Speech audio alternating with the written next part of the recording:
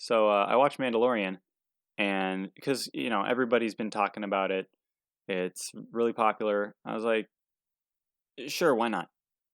I finally have access to Disney Plus. Sure, let's do it. I wasn't quite sure what to expect going in, but definitely wasn't exactly how I expected.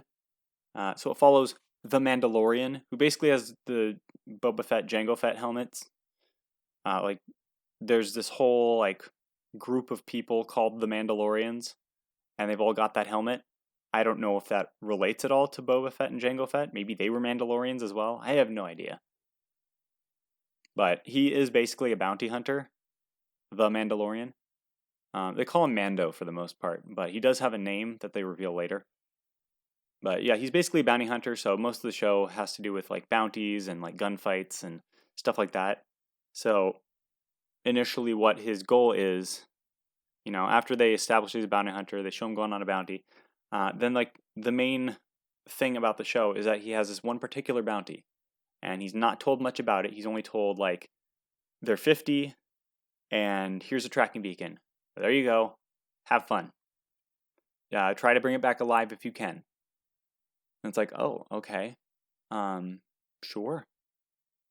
So he goes off to this random planet and then finds this like military base of bandits or something and meets an IG unit, which is, this bounty robot, and has a few good moments with that thing. And that's end of first episode is where you meet Baby Yoda. Everybody knows about Baby Yoda, so I feel like that's not too much of a spoiler. So anyway, he takes Baby Yoda and brings it back to the place. He starts kind of like bonding with Baby Yoda along the way. At one point, like a bunch of his ship parts get stolen, so he has to, basically buy it back from the Jawas. So they make him fight this like rhino thing, and that's where you see that Baby Yoda can use the Force. And then after he brings Baby Yoda back to the place, he's like, "Hold up a minute, what are you guys gonna do with this thing?" And they're like, "None of your concern." It's like, that sounds super sketchy. So he rescues Baby Yoda and uses like the bounty reward, which is basically this like super valuable metal, to get like a new suit of armor. It looks really cool.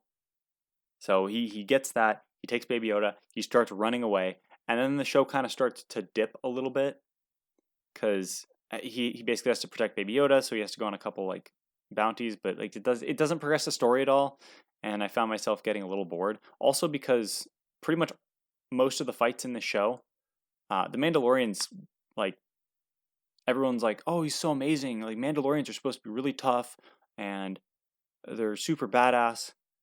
But I've noticed that the fights usually take one of like two paths.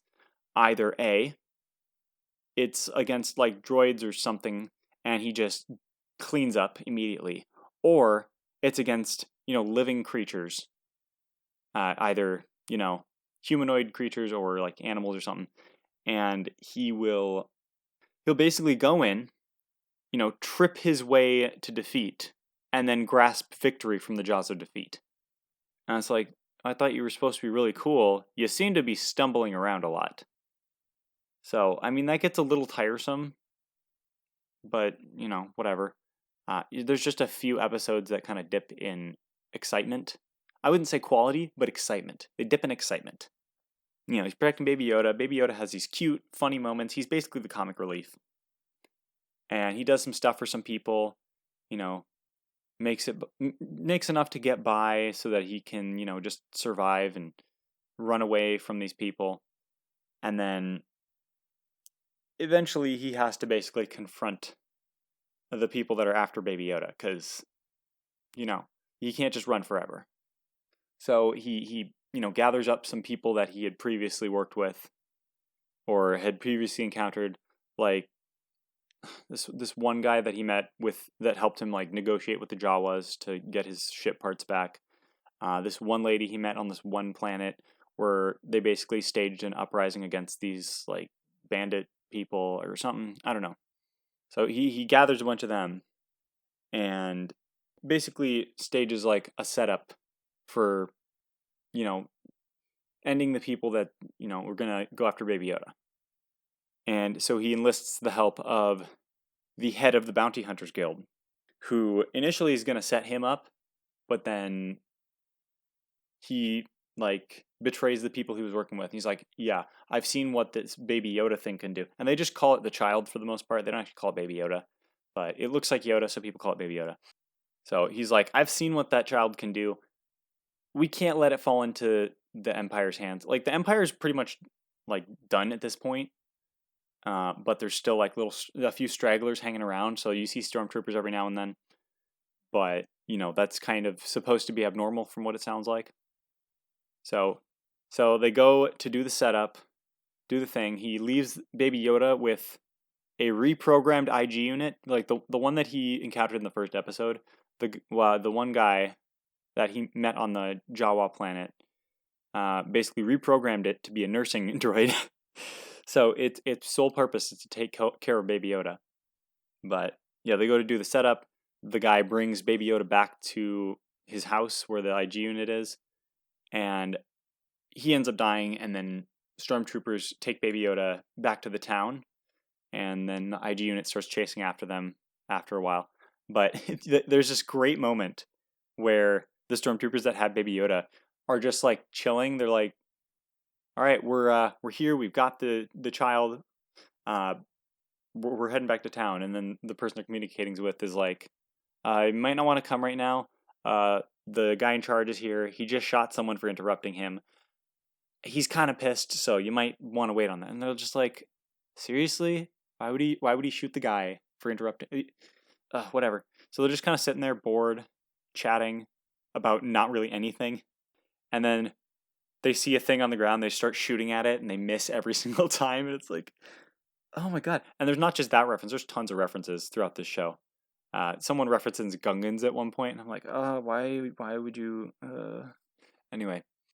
So there's just these stormtroopers chatting, and it's just like the most real moment in this show. And it's like, oh my god, this could be like its own show, like a comedy version of a Star Wars show. Anyway, then he's just like, they're just like, oh, can I see it? And the guy's like, you might not want to. He's like, I want to see it. So he opens a bag, and Baby Yoda bites his finger. He's like, dude, I told you. So then there's this big shootout, and you end up seeing the Mandalorian's face at one point, which doesn't feel like a big reveal, but whatever. I mean, they hide it for the most part, but because you don't know what he looks like in the first place, it doesn't seem like a big reveal. But whatever. And then they basically set up for a second season, so I'm really excited for that. Overall, great show. Don't even need. I mean, obviously they need the Force from Baby Yoda. They did have a point at which Baby Yoda starts choking someone out, and I'm like, oh, is this gonna be? They're gonna have to teach him not to use the dark side or something? Because that'd be super cool. I wonder how they're gonna deal with that later. But yeah, there's a lot of great character moments, and it's just, it's an interesting concept with like very simple bits of Star Wars. It's not like, oh, the Jedi and the Force and the midichlorians. And it's like, no, none of that. It's like a little bit of Force. They don't even know what the Force is, which is really funny. It's like, I mean, the Empire basically wants people to think that the Jedi are gone. So they just convince everyone that the Force isn't real anymore. And it's been so long, and Jedi were, I don't think, too plentiful in the first place. So people just assume that they never existed. And that was interesting. There was some good world building going on. But yeah, overall, great action, good writing. A little dip in the middle, but picked right back up. I'm excited for later seasons. There's a lot of production value put into it, even when there was CG. Most of it was like, what's the word? It was like costumes and props. Oh, practical effects, that's what it's called. But when there was CG, it seemed fine. Like, it wasn't overly like, oh, that's bad CG. Oh, no. Oh, I hate seeing it. It was like, it's passable. It's fine. Whatever. But yeah, overall, the show's good. I recommend. I enjoyed it. So if you haven't seen it, you should watch it.